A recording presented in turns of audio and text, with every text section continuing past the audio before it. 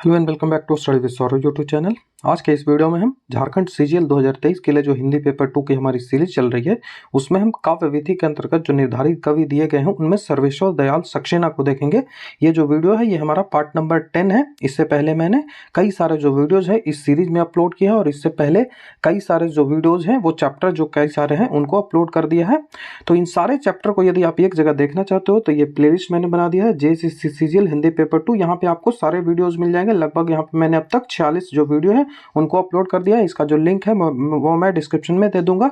तो यदि आप इस सीरीज को देखते हो तो यहाँ पे आपको सारी चीज़ें मिल जाएंगी, एमसीक्यू क्वेश्चंस हो या फिर थ्योरी हो, उन सबको डिटेल में आपको एक्सप्लेन करके बता दिया गया है। तो इसको आप देख लेते हो तो आप अच्छे अंक जो हिंदी पेपर 2 है उसमें प्राप्त कर लोगे।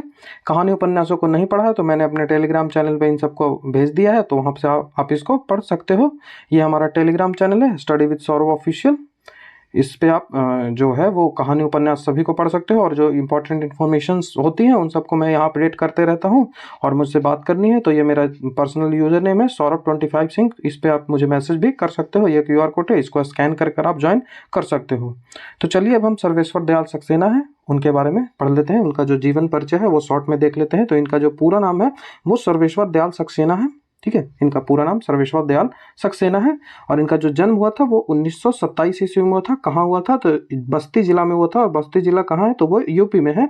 तो यूपी का बस्ती जिला में 1927 ईस्वी में इनका जन्म हुआ था और 1983 ईस्वी में नई दिल्ली में इनकी मृत्यु हुई थी। इनके जो पिता थे वो विश्वेश्वर दयाल थे और जो इनका जो नाम है वो सर्वेश्वर दयाल है। तो ऐसे विश्वेश्वर दयाल से आप याद रख सकते हो। पत्नी का नाम बिमला देवी है। तो ये सब चीज़ें तो नहीं पूछी जाएगी, लेकिन जन्म स्थान हमेशा पूछा जाता है, जन्म दिवस पूछा जाता है। तो आपको जन्म का जो साल है वो याद रखना है 1927 और मृत्यु का साल 1983। इनका जो कर्म भूमि था वो इलाहाबाद था, बनारस से था और दिल्ली था। इन तीनों जगह इन्होंने अपना जो कार्य है वो किया था। इनका जो क्षेत्र था कौन सा था? तो वो कवि भी थे, लेखक भी थे, पत्रकार भी थे और नाटककार भी थे। इनकी मुख्य रचनाओं में यदि बात करें तो खूंटियों पर टंगे लोग, मुख्य रचनाएं यदि इनकी बात करें तो खूंटियों पर टंगे लोग जो कि एक काव्य संग्रह था। पालतू कुत्तों का मसीहा, पालतू कुत्तों का मसीहा जो कोई एक लघु उपन्यास था। लघु मतलब छोटा, छोटा एक उपन्यास था। और उसके बाद बकरी है, बकरी एक नाटक था। और उसके बाद बतूता का जूता, बतूता का जूता जो कि एक बाल साहित्य है। तो ये इंपॉर्टेंट कुछ रचनाएं हैं जिनको हमने यहाँ पे बस दिखा है। बाकी मैंने सारे के लिस्टिंग करके एक जगह मैंने जो है वो अरेंज कर दिया है एक पीपीटी में, तो उसको हम डिटेल से देखेंगे। बाकी जो इंपॉर्टेंट है उनको बस यहाँ देख रहे हैं। ये हिंदी भाषा में रचनाएं करते थे। हिंदी भाषा की जो नई कविता है उनसे संबंधित ये है। इनका जो विश्वविद्यालय था वो कहाँ से पढ़ाई की थी? तो क्वींस कॉलेज जो वाराणसी है वहीं से इनकी पढ़ाई हुई थी, क्वींस कॉलेज वाराणसी। और MA भी किया था शिक्षा में, इन्होंने MA तक किया है। उपाधि की बात करें तो इन्हें साहित्य अकादमी सम्मान भी मिला है 1983 ईस्वी। तो ये डेट याद रखना पड़ेगा। बाकी इनके जो पुरस्कार मिले हैं उनको हम देखेंगे भी कि कौन कौन से इन्हें पुरस्कार मिले हैं, कौन सी किताब के लिए कौन से पुरस्कार मिले। तो साहित्य अकादमी सम्मान उन्हें 1983 ईस्वी में मिला। और कुछ रंग कुछ गंध, कुछ रंग कुछ गंध शीर्षक से इनका एक यात्रा वृत्तांत है।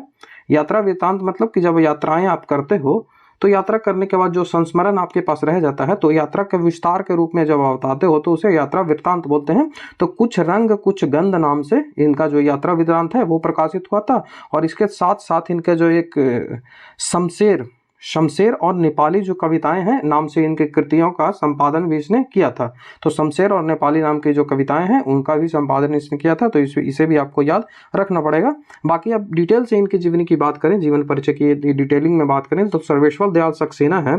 उनका जन्म 1927 ईस्वी में हुआ था। पिता का नाम विश्वेश्वर दयाल जो था, विश्वेश्वर दयाल उनके पिता का नाम था। और उनकी जो शिक्षा हुई थी वो आरंभिक शिक्षा जो हुई थी वो जिला बस्ती में हुई थी जो कि उत्तर प्रदेश में है। और बचपन से ही वो विद्रोही टाइप के कवि थे, बचपन से ही वो विद्रोही टाइप के कवि थे। और जो 10th की उनकी परीक्षा है, 10th की उनकी परीक्षा से पहले ही वो अपना जो स्कूल था वहाँ पे वो राजनीतिक गतिविधियों से जुड़ गए थे।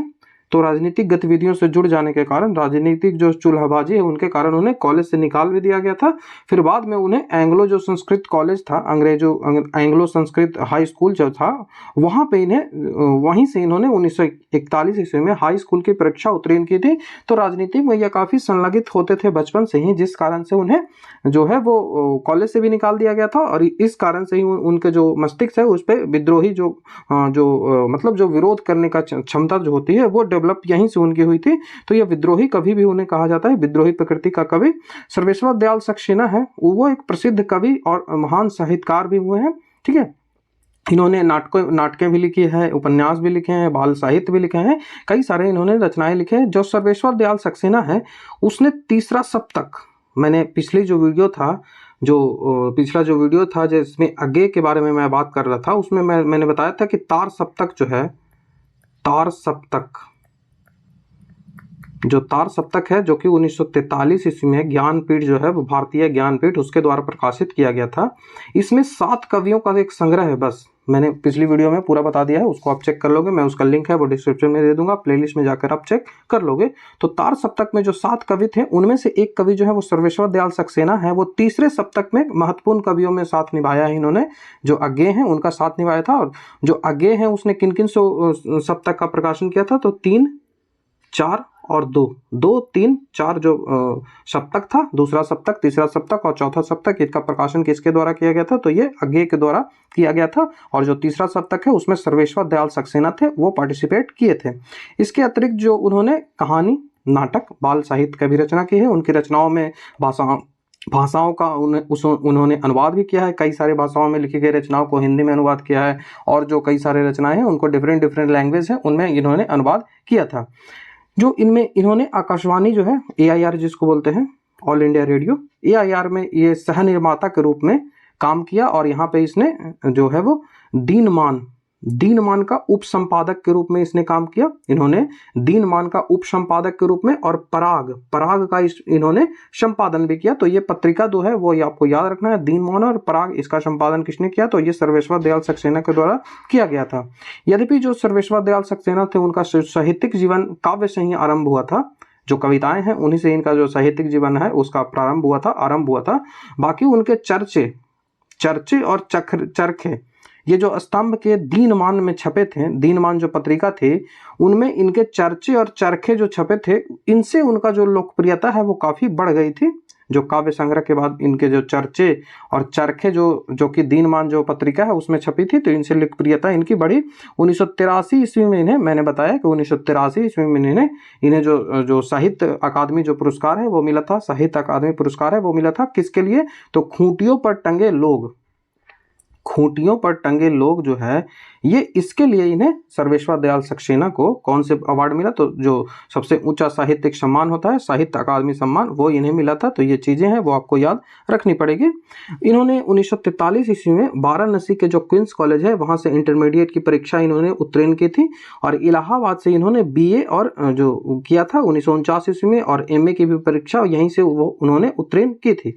बस्ती में उन्होंने जो प्रख्यात उर्दू शायर थे, बस्ती जो उनका पैतृक गांव था, वहाँ पे उन्होंने जो उर्दू शायर थे, एक जो विख्यात उर्दू शायर थे तारा शंकर जो नशाद के साथ परिमल, तारा शंकर जो थे जिन्हें नशाद भी कहा जाता है, उनके साथ इन्होंने परिमल किया है। तो परिमल एक साहित्यिक संस्था है, इसकी स्थापना की थी। तो ये साहित्यिक संस्था परिमल है, इसकी स्थापना किसने की थी, तो सर्वेश्वर दयाल सक्सेना ने की थी। किसके साथ मिलकर की थी, तो तारा शंकर के साथ इसने मिलकर की थी। ये भी चीजें हैं आपको याद रखनी पड़ेगी। 1949 के समय ही इनकी जो माता जी थी, इनकी मृत्यु हो गई थी, जिस कारण से इन्हें अंततः जो अपना जो पैतृक गाँव था वहीं पे रहना पड़ा था कुछ सालों तक के लिए। तो वहीं पे उन्होंने साहित्यिक कार्य को करने के लिए परिमल जो है वो साहित्यिक संस्था की स्थापना की थी, अपने जो पैतृक गाँव है वहीं पे इन्होंने की थी। ठीक है, बस्ती में ही की थी, बस्ती जो जिला था उनका। इन्होंने FG ऑफिस, जो FAG ऑफिस है, ठीक है, AG ऑफिस में इन्हें डिस्पैचर के पद पे भी नियुक्त किया गया, क्योंकि जो AG ऑफिसर उस समय था वो साहित्य में बड़ा रुचि उसका था, जिस कारण से इनकी जो साहित्य से प्रभावित होकर इनको वहां पे नौकरी पे रख लिया, और इन्हें वहां पे काम करने की काफी स्वतंत्रता मिली। जो साहित्य लेखन है उसकी काफी स्वतंत्रता मिली, तो वहां पे इन्होंने काफी साहित्य लेखन किया। और वो जो AG ऑफिस था वहां इन्होंने 1955 तक कार्य किया। तत्पश्चात उन्होंने जो ऑल इंडिया रेडियो है AIR के पास गए, और वहां पे सहायक संपादन का काम किया था। हिंदी जो समाचार विभाग है वहां पे सहायक का काम किया था। 1964 ईस्वी में किसकी स्थापना हुई थी, तो CBC की स्थापना हुई थी, सेंट्रल विजिलेंस कमीशन। मैं बार बार ये बता रहा हूँ।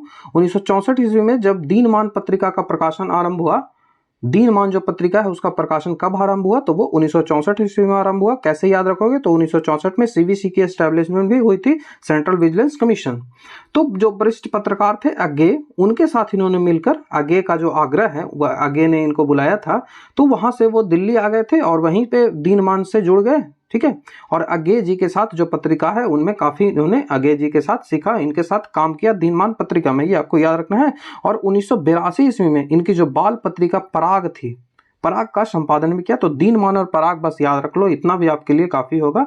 तो दीनमान और पराग का जो संपादन है वो किसने किया था, चाहे वो दीनमान हो चाहे वो पराग हो, तो किसने किया था, ये सर्वेश्वर दयाल सक्सेना है, उनके द्वारा किया गया था। तो ये चीजें हैं जो आपको याद रखनी पड़ेगी। जो सर्वेश्वर दयाल सक्सेना है, ये कथाकार और उपन्यासकार के रूप में हिंदी साहित्य के संसार में समादृत हुए और विश्वविद्यालय जीवन में इन्होंने काफी कहानियां की रचनाएं भी की थी। अपना लेखन जीवन उन्होंने वस्तुतः एक कथाकार के रूप में आरंभ किया था और 1950 तक आते आते इन्होंने कहानियां लिखना भी आरंभ किया और 3 साल बाद उन्होंने कई सारे जो कहानियां हैं उन्होंने लिखा। और इसी समय उनका जो लघु उपन्यास था सोया हुआ जल, इनका जो लघु उपन्यास था, छोटा उपन्यास था, वो छपा। फिर उनका उपन्यास उड़े हुए रंग छाप इसका प्रकाशन हुआ। और एक अन्य जो उसका कथाओं का संग्रह था, जो कहानियों का संग्रह था, अंधेरे पर अंधेरा, ये इनका प्रकाशित हुआ और ये सब काफी लोकप्रिय हुए। ये जो रचनाएं हैं, सोया हुआ जल, उड़े हुए रंग छाप और उसके बाद अंधेरे पर अंधेरा, ये काफी प्रसिद्ध हुआ था। तो सोया हुआ जो जल है वो एक उपन्यास है और इनका फिर एक उपन्यास जो था उड़े हुए रंग छाप, और एक कथा जो था, कथा संग्रह था अंधेरे पर अंधेरा, इसकी काफी चर्चा हुई थी, काफी ये प्रसिद्धि प्राप्त की थी।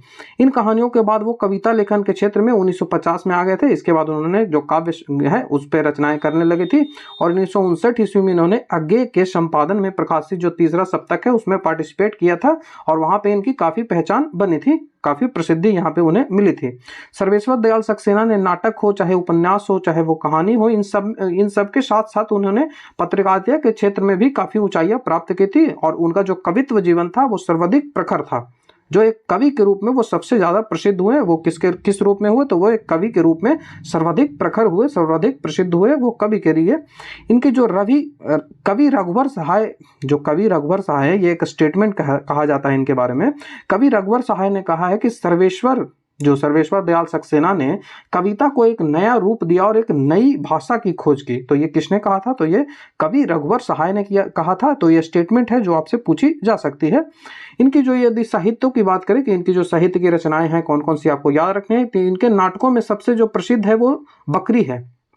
इनका जो नाटक बकरी है वो सर्वाधिक प्रसिद्ध हुआ था। इसका जो मंचन हुआ था, ये कई सारे जो मंचन, इनके काफी सारे मंचन हुए थे। जो नाटक हुआ करते थे उनका जो मंचन किया जाता था, स्टेज बनता था उस पर, वो नाटक किया जाता था। तो इसका कई सारे नाटक जो बकरी है इसका कई बार मंचन हुआ था। ठीक है, इनके नाटकों में क्या इनका जो विषय होता था नाटक का क्या होता था, तो नाटकों में इन्होंने राजनीतिक जो विद्रूप पताओं व यथा स्थितिवाद के खिलाफ इन्होंने तीखा व्यंग किया था। जो राजनीति में जो फैला हुआ था, जो विदोष जो फैला हुआ था राजनीति में, जो दोषें फैली हुई थी और जो यथास्थितिवाद फैला हुआ था राजनीति में, उनके खिलाफ इन्होंने तीखा व्यंग किया था। उस पे इसने जो व्यंग किया था और वे अपने पात्रों के माध्यम से, उनका जो पात्र होता था नाटक में, उसके माध्यम से वो देश की सड़ांध मारती राजनीतिक, मतलब जो देश की राजनीतिक की व्यवस्था जो खराब थी उस पर सीधी चोट करते हुए नजर आते हैं वो अपने नाटकों में। उन्होंने कौन कौन से नाटक किया, तो वो लड़ाई, अब गरीबी हटाओ, कल भारत आएगा, हवालात, उसके बाद रूपमती, बाज बहादुर, उसके बाद होरी घूम मोरीची नाटक जो है वो उनका काफी प्रसिद्ध हुआ था और उन्होंने कई सारे जो एकाकी है वो भी लिखा था। बाकी हम नाटकों को भी एक जगह देख लेंगे जिससे आपको याद करने में आसानी होगी। बाकी आप यहाँ से इतना याद रखोगे कि उनकी कौन कौन सी थी, तो लड़ाई, अब गरीबी हटाओ, कल भारत आएगा, हवालात, रूपमती, बाज बहादुर, होरी घूम मचोरी। ठीक है, उसके बाद उन्होंने बच्चों के लिए भी कई सारे रचनाएं की जिनमें भों भों खो खो ये सबसे ज्यादा इंपॉर्टेंट है। और उसके बाद लाख की नाक जो नाटक है ये भी इंपॉर्टेंट है। तो ये दोनों जो रचनाएं हैं वो किसके लिए, बच्चों के लिए की गई थी। इसके अलावा जो सर्वेश्वर दयाल सक्सेना थे वो जो प्रख्यात कवि थे, शमशेर बहादुर सिंह जो कवि थे उन पर केंद्रित इन्होंने शमशेर का संपादन भी किया था। तो शमशेर का संपादन सर्वेश्वर दयाल सक्सेना के द्वारा किया गया था। जो शमशेर है वो शमशेर बहादुर सिंह पर केंद्रित एक रचना थी, ठीक है। इन्होंने नेपाली कविताओं के शीर्षक से एक काव्य संग्रह भी संपादित किया था। तो नेपाली कविताओं के शीर्षक से काव्य संग्रह किसने संपादित किया था? तो वो सर्वेश्वर दयाल सक्सेना ने किया था। उनका एक यात्रा संस्मरण है, वो भी काफी पूछा जाता है। तो कुछ रंग कुछ गंध ये उनका एक यात्रा संस्मरण है जो कि आपसे काफी पूछा जाता है, तो इसको आपको याद रखना है। बच्चों के लिए उन्होंने काफी साहित्य लिखे जिनमें दो सबसे इंपॉर्टेंट है, बतूता का जूता और उसके बाद महंगू की टाई। बतूता का जूता, उसके बाद महंगू की टाई, उसके बाद नाटक जो था बच्चों के लिए वो लाख की नाक और भों भों खो खो। तो ये चीजें हैं जो आपको याद रखनी है। बाकी इन सबके लिए मैंने लिस्टिंग भी लगा दिया, यहाँ पे आप देख सकते हो कि इनकी जो काव्य रचना है उनको सब मैंने एक जगह लिख दिया है। तो तीसरा तार सप्तक जो था जिसका प्रकाशन 1959 ईस्वी में हुआ था, इसमें जो आगे थे उनके साथ थे और इसमें जो सर्वेश्वर दयाल पार्टिसिपेट किए थे। तो तीसरा सप्तक में, उसके बाद काठ की घंटियां, उसके बाद बाँ का फूल, उसके बाद एक सुनी नान, उसके बाद गर्म हवाएं, कनाओ नदी, जंगल का दर्द, खूंटियां पर टंगे लोग, ये इंपॉर्टेंट है। क्या कहकर पुकारूं, ये एक प्रेम कविता है। उसके बाद कविता 1 कविता 2 चली और कोई मेरे साथ चले। तो ये उनकी कुछ कविताओं का संग्रह है जो आपको याद रखना पड़ेगा, क्योंकि यहाँ से सवाल सिर्फ पूछ दिए जाएंगे कि निम्न में से कौन है वो काव्य संग्रह जो है वो किसका नहीं है। तो सर्वेश्वर दयाल सक्सेना का नहीं है काव्य रचनाएं। तो तीसरा सप्तक की रचनाएं जो आगे है इनका संपादन आगे ने किया था। जो आगे थे उन्होंने दूसरा, तीसरा और चौथा 3 जो सप्तक है उसका प्रकाशन किया था, ये आपको याद रखना है। और जो सर्वेश्वर दयाल सक्सेना के द्वारा जो तीसरा जो सप्तक है उसमें पार्टिसिपेट किया गया था। उसके बाद काठ की घंटियां हो गई, उसके बाद हो गया बाँ का फूल, एक सुनी नान, उसके बाद गर्म हवाएं, कनाओ नदी हो गया, जंगल का दर्द हो गया, खूंटियों पर टंगे लोग, ये काफी इंपॉर्टेंट है, खूंटियों पर टंगे लोग। उसके बाद है क्या कहकर पुकारूं, ये एक प्रेम कविता है। उसके बाद कविताएं 1 कविता 2, उसके बाद मेरे साथ चले। तो ये कविता संग्रह है जो आपको याद रखनी पड़ेगी। उसके बाद यदि इनकी कथा साहित्य की बात करें तो इन्होंने कई सारे कथा साहित्य लिखे, जिनमें सबसे जो इंपॉर्टेंट है वो पागल कुत्तों का मसीहा जो कि एक लघु उपन्यास है। 1977 ईस्वी में इसने काफी प्रसिद्धि प्राप्त की थी। 1977 ईस्वी में ये छपाई थी, पागल कुत्तों का मसीहा। उसके बाद इनका जो नेक्स्ट है वो सोया हुआ जल जो कि भी एक लघु उपन्यास ही है और ये भी 1977 ईस्वी में ही प्रकाशित हुआ था। उड़े हुए रंग एक उपन्यास है। यह उपन्यास सूने चौखटे के नाम से 1974 ईस्वी में प्रकाशित हुआ था। तो इसके बारे में आपको याद रखना है। उड़े हुए रंग जो उपन्यास है ये किस नाम से प्रकाशित हुआ था? तो सूने चौखटे नाम से 1974 ईस्वी में प्रकाशित हुआ था। उसके बाद कच्ची सड़क जो है वो 1978 याद रखेंगे। अंधेरे पर अंधेरा 1980 में। उसके बाद सोवियत कथा संग्रह, ये काफी इंपॉर्टेंट है, सोवियत कथा संग्रह 1978 ईस्वी में 7 महत्वपूर्ण कहानियों का रूसी अनुवाद इसमें किया गया है। सोवियत कथा संग्रह 1978 कैसे याद रखोगे? तो इसमें जो जनता संघ था, बीजेपी जिसको बोला जाता है जनता संघ, उसका एस्टेब्लिशमेंट हुआ था। तो 1978 ऐसे आप याद रख सकते हो। इसको मैं एक बार फिर से रिपीट कर देता हूँ। पागल कुत्ते का मसीहा, उसके बाद सोया हुआ जल, उसके बाद उड़े हुए रंग जो कि सूने चौखटे के नाम से 1974 में प्रकाशित हुआ था। कच्ची सड़क हो जाएगा। उसके बाद अंधेरे पर अंधेरा, उसके बाद सोवियत कथा संग्रह 1978 ईस्वी में प्रकाशित हुआ था। तो ये सारी चीजें आपको याद रखनी पड़ेगी, रटना पड़ेगा। उसके बाद इनकी नाटकों की बात करें तो बकरी इनकी नाटक जो है वो सबसे प्रसिद्ध है, जिसका प्रकाशन 1974 ईस्वी में हुआ था और इसका लगभग सभी भारतीय भाषाओं में इनका अनुवाद भी किया गया है। इतना यह प्रसिद्ध था और इनका मंचन भी काफी अधिक हुआ था। मैंने पिछली जो स्लाइड है उसमें भी ये चीजें आपको बताई थी। तो बकरी का प्रकाशन जो है वो 1974 ईस्वी में किया गया था। ये काफी इंपॉर्टेंट है। उसके बाद इनकी जो नाटक है वो लड़ाई नाटक है। उसके बाद अब गरीबी हटाओ, कल भारत आएगा। उसके बाद हवालात इनकी हो गई, जो कि एक एकाकी नाटक है। हवालात जो है वो एकाकी नाटक है जो कि MK नेरा के निर्देशन में प्रयोग किया गया था। उसके बाद रूपमती बाज बहादुर, ये भी मैंने बता दिया। उसके बाद होरी धूम मचोरी मंचन, ये 1976 ईस्वी में प्रकाशित हुआ था। एक बार फिर से रिपीट कर दूं, बकरी, 1974 ईस्वी में, इसका डेट भी याद रखना पड़ेगा।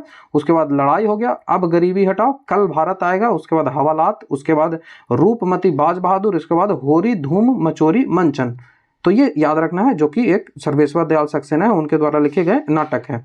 यदि उनके साहित्यों में बात करें कि कौन कौन से साहित्य में, तो यात्रा वृत्तांत उन्होंने लिखा है, बाल कविताएं लिखी हैं, बाल नाटक लिखा है, संपादन भी कई सारे जो पत्रिका हैं उनका किया है। तो यात्रा संस्मरण में बात करें तो यात्रा संस्मरण उनके द्वारा जो लिखा गया है वो कौन सा है, तो यात्रा संस्मरण उनका कुछ रंग कुछ गंध, कुछ रंग कुछ गंध, जो कि 1900 किस, ये जो एक लिखा हुआ है वो फालतू में लिखा हुआ है, तो ये याद रखें कि कुछ रंग कुछ गंध हो जाएगा। उसके बाद जो बाल कविता है, उसके बाद जो है ये पीडीएफ में मैं सुधार दूंगा डेट को, जो बाल कविता है यात्रा संस्मरण आपको याद रखना है, कुछ रंग कुछ गंध। उसके बाद वैसे इसका डेट भी नहीं याद रखिएगा तो कोई दिक्कत नहीं है।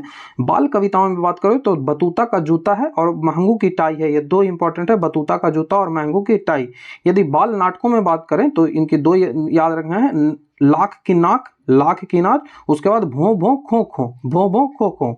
उसके बाद संपादन में यदि बात करें तो शमशेर, इसके संपादन में शमशेर जो कि मलयज के साथ 1971 ईस्वी में प्रकाशित हुआ था। उसके बाद रूपाम्बरा जो कि अज्ञे जी हैं, उनके साथ 1980 में सहायक संपादन जो है वो सर्वेश्वर दयाल सक्सेना के जो सहायक संपादन में यह किया गया था। कौन सा था वो रूपाम्बरा था। उसके बाद अंधेरों का हिसाब, उसके बाद नेपाली कविताएं, उसके बाद रक्त बीज है। तो एक बार मैं फिर से रिपीट कर दूं, शमशेर, उसके बाद रूपाम्बरा जिसका जो सर्वेश्वर दयाल सक्सेना और अज्ञे जी ने दोनों मिलकर सह संपादन के रूप में प्रकाशित किया था। उसके बाद अंधेरों का हिसाब हो जाएगा, उसके बाद नेपाली कविताएं हो जाएगी, उसके बाद रक्त बीज हो जाएगा।